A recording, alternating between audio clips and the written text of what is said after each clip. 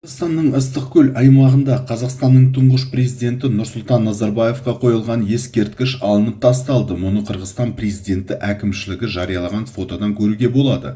Ескерткіш Рух-Орду мәдени орталығында Нұрсұлтан Назарбаевтың 65 жасқа толуына орай 2005 жылы ашылған. Қырғыз тарапы ескерткішті қырғызстандықтардың Қазақстан халқына деген сүйіспеншілігін көрсету мақсатында қойған.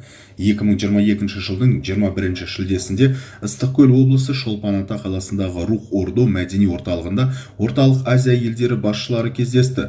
Кездесуге Қазақстан, Қырғызстан, Тәжікстан, Түркменстан және Өзбекстан президенттері қатысты.